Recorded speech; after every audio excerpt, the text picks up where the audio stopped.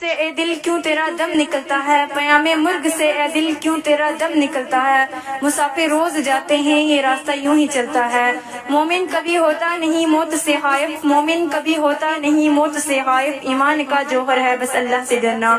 عمل سے زندگی پر غافلوں کا فخر کرنا، عمل سے زندگی پر غافلوں کا فخر کرنا، یہ جینا بھی کوئی جینا ہے جس کے ساتھ مرنا ہے۔ رسول کریم اما بعد، فاعوذ باللہ من الشیطان الرجیم، بسم اللہ الرحمن الرحیم۔ قل ان الموت الذي تفرون منه فانه ملاقيكم ثم تردون الى عالم الغيب والشهادة فينبئكم بما كنتم تعملون،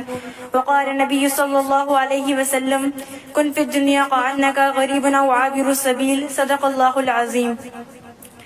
محترمہ مسرات اور اساتذہ اکرام اور میرے دینی ساتھیوں، السلام علیکم ورحمۃ اللہ وبرکاتہ۔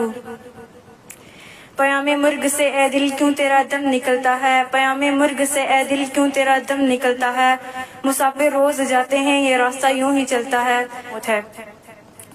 میرے دوستوں، موت ہر جاندار کے لیے کتنا بھیانک اور کیسا خطرناک لفظ ہے۔ موت سے ہر شخص بھاگتا ہے، بچہ ہو یا جوان، بوڑھا ہو یا بوڑھی، مرد ہو یا عورت، جھونپڑی میں رہنے والا ہو یا کوٹھی میں، دیہاتیوں کا رہنے والا ہو یا شہر کا، مسافر ہو یا مقیم، موت کی صلح گونگ کو کوئی پینا گوارا نہیں کرتا، موت کی آواز کو کوئی نہیں سننا چاہتا، مگر اس کے باوجود موت ہر ایک کے پاس آتی ہے۔ کبھی تو ماں کی گود میں آتی ہے، ماں کی آرزوؤں کو خاک میں ملا کر رکھ دیتی ہے، اور کبھی تو یہ بھرپور جوانی میں آتی ہے، ہزاروں کی تمناؤں پر پانی پھیر دیتی ہے،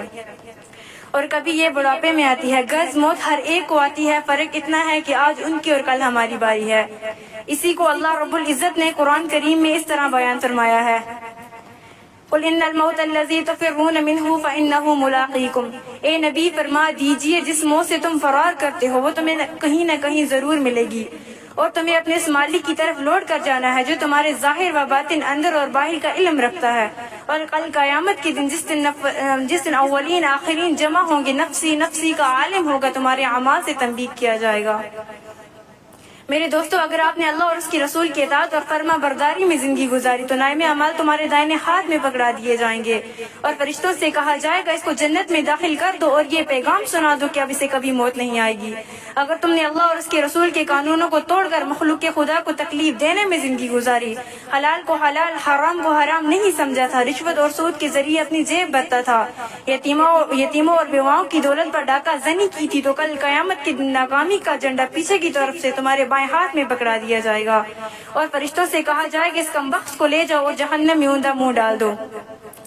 میرے دوستو، دنیا میں انسان دولت کمانے اور حاصل کرنے کی بڑی کوشش کرتا ہے، راتوں میں جاگ کر، دنوں میں تھک ہار کر، خون پسینہ ایک کر کے جمع کرتا ہے، لیکن جب انسان کو موت آتی ہے، اس کی روح پرواز کر جاتی ہے، لوگ اس کی ساری دولت لے لیتے ہیں، اگر اس کے بدن پر کوئی زیور ہو، ہوا معمولی ہی کیوں نہ ہو، اس کو بھی اتار لیتے ہیں۔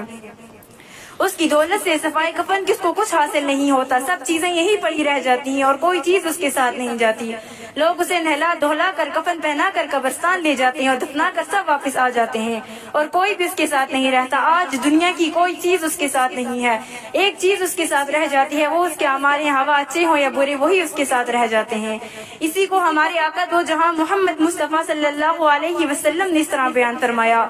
یتبع المیت ثلاثۃ فیرجع اثنان يبقى معه واحدا فيتبعه أهله وماله وعمله ويرجع أهله وماله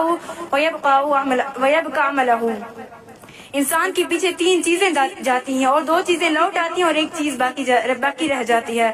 انسان کے پیچھے اس کی مال، اس کے اولاد اور اس کے عمل جاتے ہیں، مال اور اولاد لوٹ آتے ہیں اور اس کے عمل باقی رہتے ہیں، وہ اچھے ہوں یا برے۔